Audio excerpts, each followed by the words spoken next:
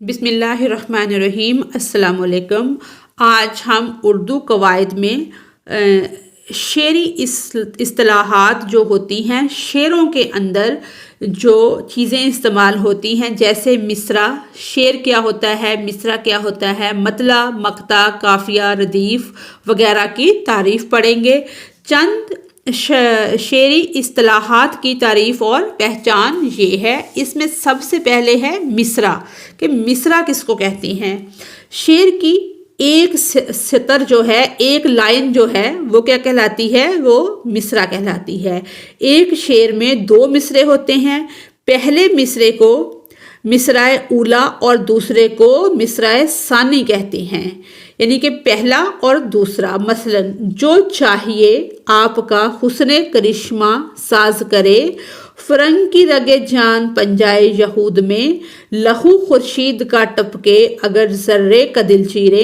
یعنی کہ یہ ایک شعر ہے، تو یہ اس کی جو ایک لائن ہے یہ مصرع، یہ ایک مصرع ہے، یہ دوسرا مصرع ہے۔ اسی طرح عربی میں اس کے لغوی معنی دروازے کے ایک تختہ کے ہیں، کہ دروازہ جیسے دو تختے ہوتے ہیں تو ایک تختہ سے مراد ایک مصرع، جسے اردو میں کواڑ کہتے ہیں۔ اصطلاحی طور پر آدھے شعر، بیت یا فرد کے نصف حصے کو یا شعر کی ایک سطر کو مصرع کہتے ہیں۔ چند مشہور مصرعے درج ذیل ہیں۔ شرم تم کو مگر نہیں آتی، بہت دیر کی مہرباں آتے آتے، کون جیتا ہے تیری زلف کے سر ہونے تک۔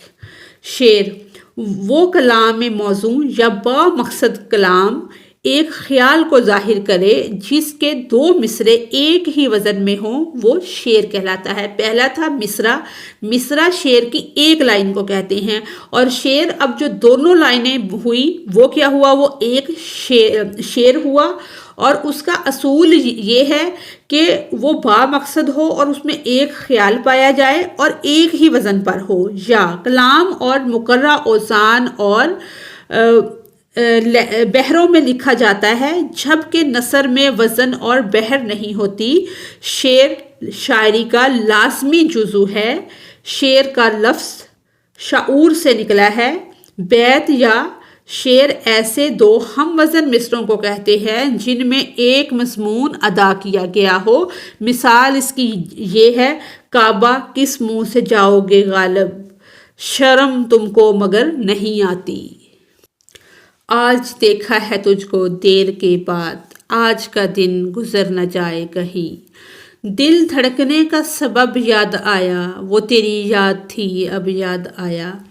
ہیت شعر کے لیے جو سانچہ استعمال کیا جاتا ہے اسے ہیت کہتے ہیں، اور جو مضمون یا خیال پیش کیا جاتا ہے اسے موضوع یا مواد کہتے ہیں، کہ جو خیال پیش کیا گیا ہے وہ مواد ہے اور موضوع ہے۔ ہیت غزل، رباعی، مثنوی، قطعہ، ترکیب بند، ترجیع بند، آزاد نظم وغیرہ۔ موضوع مرثیہ، اسلام، نوحہ، شعر شوب، قصیدہ وغیرہ۔ بند دو اشعار کا مجموعہ ایک بند ہوتا ہے۔ بند میں تمام معنی و مفہوم، مقصد اور بیان پورا ہو جاتا ہے۔ آگے ہے مطلع۔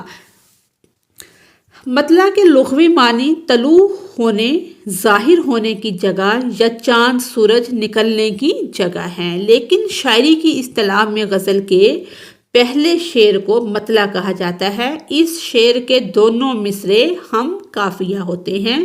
مثلا میر کا یہ شعر ہے: میر دریا ہے، سنے شعر زبانی اس کی، اللہ اللہ رے طبیعت کی روانی اس کی۔ یہ شعر میر کی غزل کا مطلع ہے۔ اس میں زبانی، روانی قافیے ہیں اور دونوں مصرعے ہم قافیہ ہیں۔ مطلع عربی زبان کا لفظ ہے جس کے لغوی معنی ہیں طلوع ہونے کی جگہ یا چاند یا سورج کے نکلنے کی جگہ۔ شعری اصطلاح میں غزل یا قصیدے کا پہلا شعر جس کے دونوں مصرعے ہم قافیہ ہوں مطلع کہلاتا ہے۔ غزل میں ایک سے زیادہ مطلع بھی ہو سکتے ہیں۔ مثلا یہ سب مطلع شروع میں یکے بعد دیگرے آتے ہیں۔ پہلے مطلع کے بعد آنے والے مطلع کو مطلع ثانی، زیب مطلع اور حسن مطلع کہا جاتا ہے۔ اگر تیسرے شعر بھی ہم قافیہ و ہم ردیف ہو تو اسے مطلع ثالث کہیں گے۔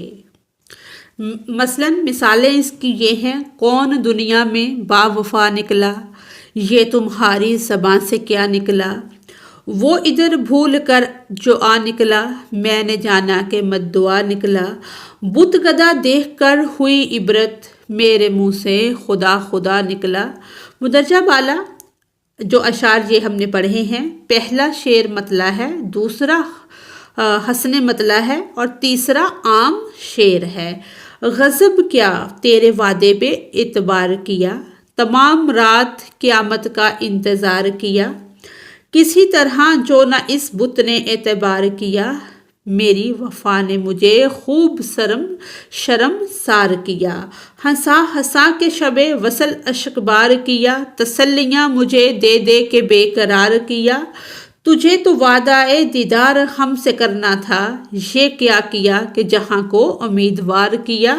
ان اشعار میں پہلا شعر جو ہے وہ مطلع ہے، دوسرا حسن مطلع یا حسن مطلع بھی کہہ سکتے ہیں، اور تیسرا مطلع حالت اور چوتھا عام شعر ہے۔ آگے ہے مقطع۔ مقطع کے لفظی معنی کاٹنے یا ختم کرنے کے ہیں۔ شعروں کی یا شاعری کی اصطلاح میں اس سے مراد غزل کا آخری شعر جس میں شاعر اپنا تخلص استعمال کرے مقطع کہلاتا ہے، کہ اپنا نام یا اپنے نام کی بجائے اپنا کوئی اور نام استعمال کرے، وہ کیا کہلاتا ہے؟ مقطع۔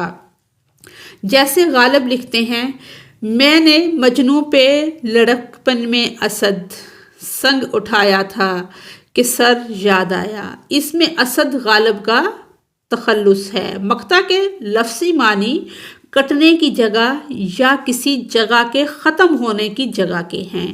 شاعری کی اصطلاح میں غزل یا قصیدے کا آخری شعر جس میں شاعر کا تخلص موجود ہو وہ مقطع کہلاتا ہے۔ مقطع کے لیے شرطیں کیا ہیں؟ شرائط اس میں یہ ہیں: مقطع کے لیے 2 شرائط ہے، ایک تو وہ شعر جو ہوتا ہے وہ آخری ہوتا ہے، اینڈ والا شعر ہوتا ہے، اور دوسرا اس میں شاعر جو ہے، لکھنے والا جو ہے وہ اپنا تخلص استعمال کرتا ہے، اپنا نام استعمال کرتا ہے۔ آگے ہے قافیہ۔ شعر کے آخر میں آنے والے ہم الفاظ، جو الفاظ ہوتے ہیں ہم آواز، جن کی آواز ملتی جلتی ہوتی ہے، ایک جیسی ہوتی ہے، اس کو کہتے ہیں قافیہ۔ ہر شعر میں قافیہ تبدیل ہوتا ہے، تاہم ان کی صورت آواز ایک جیسی رہتی ہے۔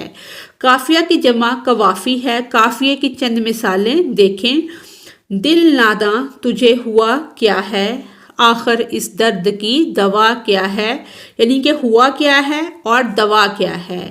ہم ہیں مشتاق اور وہ بے زار، یا الہی یہ ماجرا کیا ہے، جان تم پہ نثار کرتا ہوں، میں نہیں جانتا دعا کیا ہے۔ ان اشعار میں ہوا، دوا، ماجرا اور دعا قافیے ہیں اور یہ تمام الفاظ ہم آواز ہیں۔ ان قافیے کے لفظی معنی پیچھے آنے والا یا پے در پے آنے والا کے ہیں۔ شاعری اصطلاح میں وہ ہم وزن اور ہم آواز الفاظ جو شعر کے آخر میں آئیں قافیہ کہلاتے ہیں۔ قافیہ کی جمع قوافی ہے۔ اگر شعر میں ردیف موجود ہو تو قافیہ ردیف سے پہلے آتا ہے، ورنہ شعر کے آخر میں آتا ہے۔ ردیف اگلا ٹاپک ہمارا ردیف ہی ہے، ردیف کو بھی سمجھ لیتے ہیں۔ ورنہ شعر کے آخر میں آتا ہے۔ چند مثالیں ہیں: ایک ہی صف میں کھڑے ہو گئے محمود و ایاز، نہ کوئی بندہ رہا نہ کوئی بندہ نواز۔ ایاز اور نواز ہم قافیہ الفاظ ہیں اور شعر کے آخر میں آئے ہیں۔ قافیہ اور ردیف میں فرق کیا ہے؟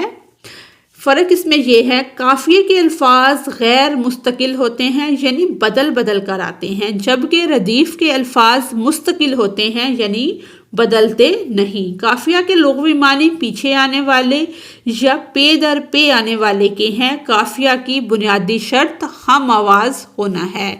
آگے ہے ردیف۔ ردیف کے لغوی معنی سوار کے پیچھے بیٹھنے والا، یعنی کہ سوار جو ہے وہ آگے بیٹھا، جو اس کے پیچھے بیٹھا ہے وہ کون ہے؟ وہ ردیف ہے۔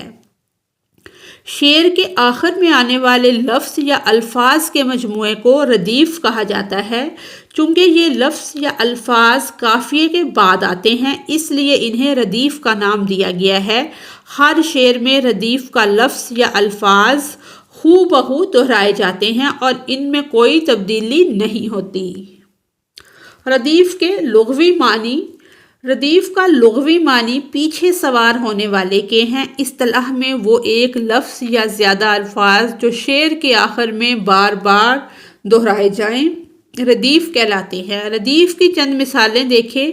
کوئی امید بڑھ نہیں آتی، کوئی صورت نظر نہیں آتی، موت کا ایک دن مقرر ہے یا معین ہے، نیند کیوں رات بھر نہیں آتی، پہلے آتی تھی حال دل پہ ہنسی، اب کسی بات پر نہیں آتی۔ ان اشعار میں الفاظ نہیں آتی ردیف کی مثالیں ہیں۔ یہ الفاظ بغیر کسی تبدیلی کے ہر شعر میں دہرائے گئے ہیں۔ آگے ہے ذو قافیتین، وہ شعر جس میں پے در پہ دو قافیے آئیں، یعنی کہ دو قافیتین، ذو قافیتین کہلاتا ہے۔ عام حالات میں تو ردیف قافیے کے بعد آتی ہے، لیکن اگر کسی شعر میں دو قافیے ہوں تو ردیف دونوں قافیوں کے درمیان آئے گا۔ اس صورت میں ردیف کو حاجب کہتے ہیں۔ چھٹنا تیرا غیر سے ہے یا یار اب معلوم، ہم پھرتے ہیں بر بحر دیار اب محروم۔ پہلا قافیہ یار اور دیار ہے، دوسرا قافیہ معلوم اور محروم ہے، جبکہ اب ردیف ہے جو دونوں قافیوں کے درمیان میں موجود ہے۔ آج کی ویڈیو ہماری یہاں پر مکمل ہوتی ہے۔ اگر آپ کو میری ویڈیو سے کوئی رہنمائی مل رہی ہے تو میری ویڈیو کو لائک اور سبسکرائب کریں۔